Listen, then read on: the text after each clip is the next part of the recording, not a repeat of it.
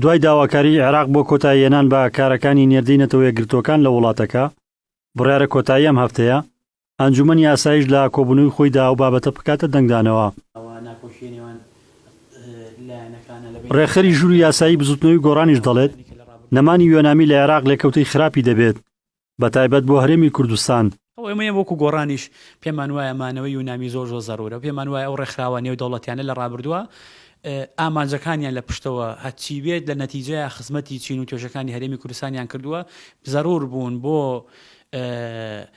ئەو پشتیوانی دەوڵەتی کە هەبووەوە. ئێمە پێویستمان بۆیە بەردەوام ڕایاڵەیەک هەبێ بۆ ئەوەی کە لە ناو مەجلیسی ئەمنیشە خیتاب و قسە و ئەمانە بگاتە ناو بۆ نمونە یۆنامی لە ڕابردووە زۆر بەڕوونی باسی دۆخی موچەخۆرانی کردووە، باسی ئەو حاڵەتی نایەکسانی کردووە کە موچەخۆران تێکەوتۆ، باسی دواخستنی هەڵبژاردننی کردووە.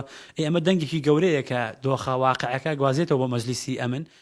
چاودێران دەڵێن بوونی یۆنامی لە عێراق جگەلەوەی چاودێری دامدەستگاکانی دەوڵەت بووە، هاوکات داکۆچکاری مافی مرۆڤ و پێکاتەکانی عێراق بۆ بەگشتی و لە راپۆرتی تایبەتی خۆیان دانەتەوە گرتوەکانیان لە گرفت و کێشانوکەیەکانی عێراق ئاگادار کردوێتەوە.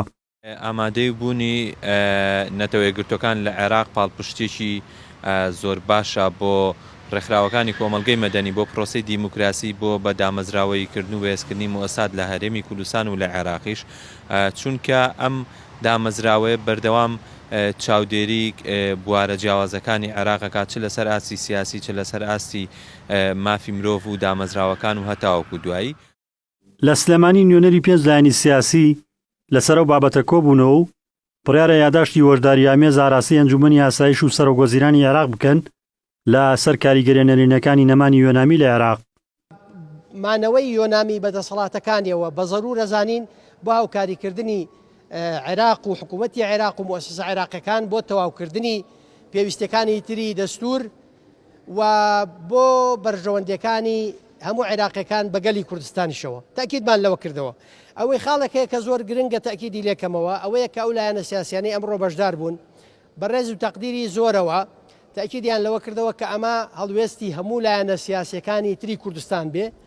نزیکەی 3 ساڵە لایەنە سیاسەکانی عێراقدا بەشی دوو بەرەبوون و هەندێکیان دەڵێن عێراق ئێستا سەقامگیری سیاسی و سەربازی هەیە و پێویستی بەمانەوەی نێردەی یۆنامی نەماوە، بەڵام هەندێکی دیکەیشان دەڵێن کە هێشتا عێراق بەدەست کۆمەڵێک کێشەی گەورەوە دەناڵێنێت.